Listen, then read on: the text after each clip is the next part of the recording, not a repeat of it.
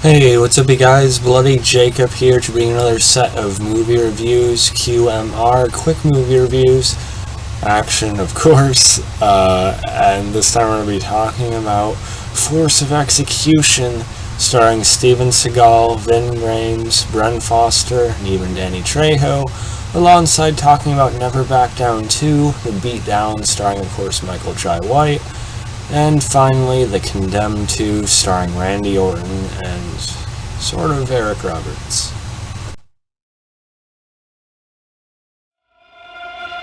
Jacob here, meeting my icon, Catherine Isabel. Bloody Jacob for sexy, awesome, exclusive content.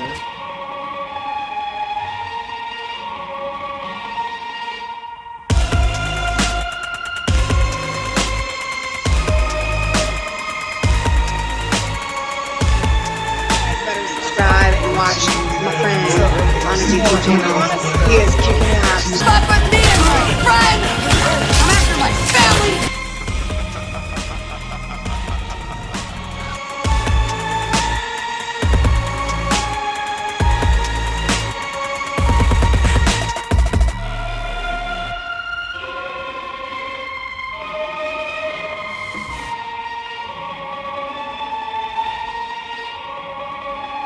Get in! Subscribe.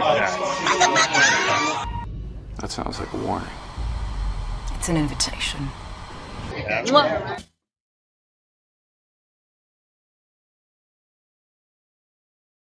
And first up, we're going to be talking about Force of Execution, and apologies for that weird crop photo there, I don't know what happened. But yeah, Force of Execution is about a crime boss who sends his top man to kill a prisoner. He gets the wrong man and pays the price. Months later, he's back on his feet. His ex-boss is now being squeezed out by Iceman, who's responsible for the wrong man deal. I actually have this movie on Blu-ray, continuing my seemingly never-ending Seagal-a-thon. And this is one I was kind of looking forward to. You know, when I haven't seen much of a guy's career, you know, I try to watch the movies in order, some sort of order of release date. And, you know, so I've been working my way up from, you know, his earliest films into even his mid-2000s direct-to-video era. You know, now, of course, into the 2010s, and now here we have his first Seagal goatee movie. Force of Execution is one I've heard about from my brother, saying it's pretty decent, especially for a current era Seagal movie, even though he hasn't seen as many Seagal movies as I have. But he still said he liked it for what it was, so I was curious, and, you know, it was a more decent reception among genre fans compared to his 2000s films, at least. So I feel like this one was like building and building for me to finally watch it. And I gotta say, I actually really liked Force of Execution. Honestly, I could probably see myself putting it within my top 10 Steven Seagal movies. Maybe top 5, I don't know, we'll have to see. There's just something I really liked about it. You know, of course, again, it is directed by Keone Waxman, who seems to be able to bring the best out of Seagal with their collaborations. Every movie I've seen them work together on so far, it's been at least pretty decent. And this is really no exception. You know, from A Dangerous Man, of course, to, you know, The Keeper, and now this, and I also watched A Good Man, which I'll talk about in another video, and so on and so forth. You know, it was also just interesting to see Seagal play someone who's openly sort of morally questionable. Of course, he's actually a crime boss, so he's not necessarily positioned to be like this overarching, above-the-law good guy, right? So that was a bit different. It's probably the most personality Seagal has had as a character in years, I think, as this Alexander Coates character. And then, of course, what really elevated this movie for a lot of people is Bren Foster, who is a very talented martial arts star. Yeah, and I say he deserved more spotlight as well, which he does get, you know, because really he is sort of our primary protagonist, I guess, you know, sort of, or at least like our audience eyes, you know, type thing. You know, he's sort of our perspective character as well. most of it's from his angle, not so much Seagal's. And he's quite talented, you know, he has some really sweet, hard-hitting moves. And he has a decent bit of expression in his performance as well. Although I feel like he can inject more personality into certain scenes than he does. But I think a very solid, sort of overlooked showing for him. Ving Rhames is fine as this Iceman, this new boss that's trying to push Seagal characters out of the territory. He's alright. Ving Rhames, a solid guy, seemingly, but I don't know, I feel like his role could have been played by anyone. It is good to have Danny Trejo, though. Actually as a decent guy, so he's enjoyable.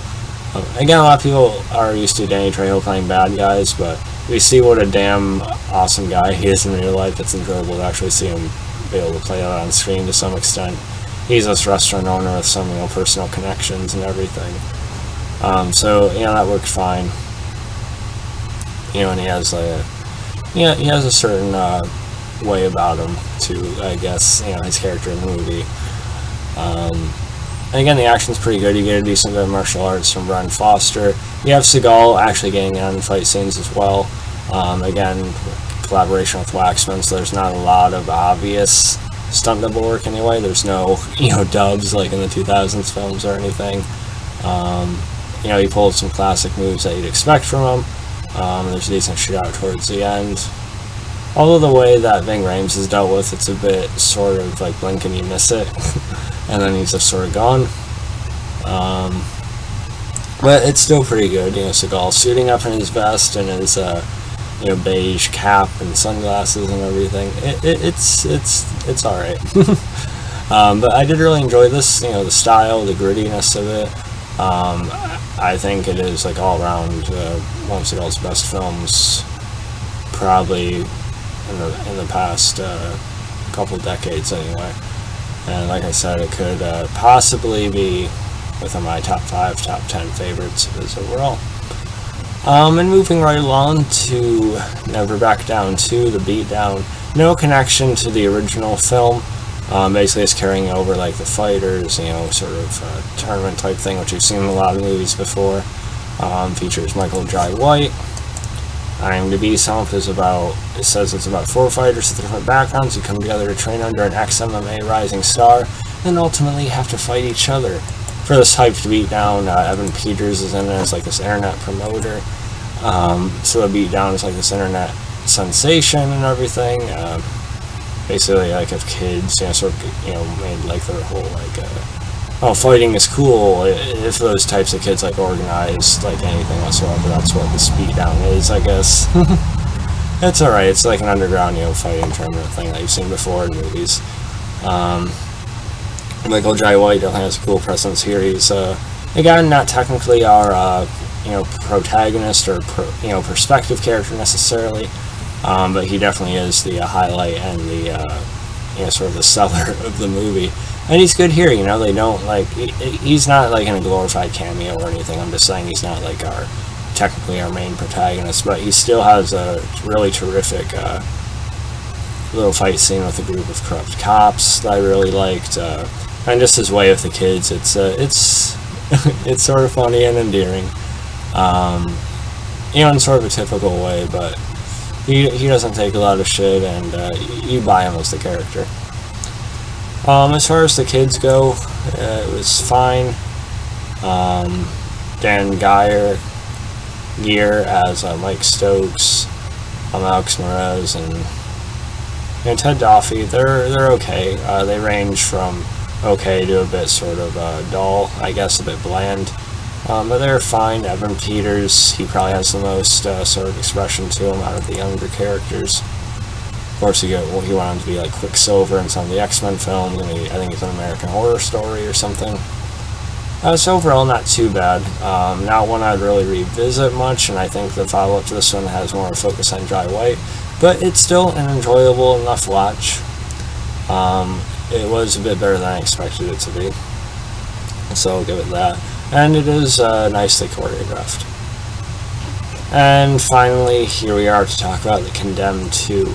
Starring WWE superstar, wrestling icon. I think you can say that at this point. Randy Orton, along with Eric Roberts, who's been in a ton of action, different genre films over the years, and pretty much everything possible over the decades.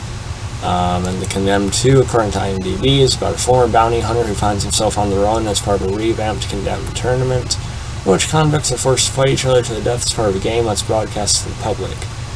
And I did see the Steve Austin first film years ago, and that one was it's a decent enough film for the premise. And this one they again revamp it, they change it up a bit, but honestly it becomes a bit more of a dull, bit more of a typical affair. It's mostly in a desert type of setting in this one, and it gets a bit bland on that end. I think there's just not as much to the environment. Whereas with the first Condemned, it was like a forest island type setting. I think worked a lot better. I don't know. You have like Randy Orton like in this big beige hooded jacket the whole time. And I don't know. Like I love Randy Orton. Okay, I think he's one of my all-time favorite wrestlers, especially this generation. And he is believable as a tough guy, obviously. But they don't really give his character much to go on, just like in that 12 Rounds movie. They basically gave him a paper-thin, sort of stereotypical good guy type character, kind of straight-laced. So they don't really give him a lot to work with, especially when he's known for his heel work and his bad guy work in wrestling. If he's not going to be the bad guy, at least give him some, wit to play off of or something. And he's not like the most trained actor in the world necessarily, but I think he could have been more in this movie given a better script or a more interesting dynamic type of character. As far as the action goes, it's okay. It's filmed competently, but there's nothing really too memorable about it. It doesn't look too bad. The fights are okay. The thing with a talented wrestler like Randy Orton, they get him in some more creative fight scenes as well. I don't know. Eric Roberts isn't in it very much, but when he is, he's the same as he always is.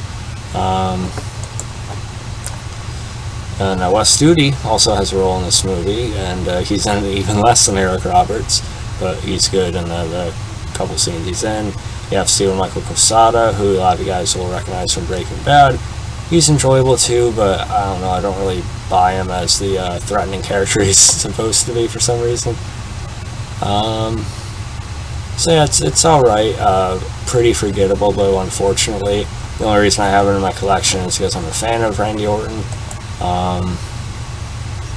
A typical film by WWE studio standards or not, it was alright. So yeah, ratings wise, if I had to rate Force of Execution, I'd give it like an 85%, 82%, somewhere in there. Number Back Down 2, I'd give about a 78%, roughly. And then The Condemned 2, I'd rate, I don't know, anywhere between like a 65 and a 72%, I guess. Basically like a D+, while we put it in that. So yeah, then I guys thought about each of these movies. You can follow me on Facebook, Twitter, Instagram, like, subscribe, and I'll catch you guys next time. Peace.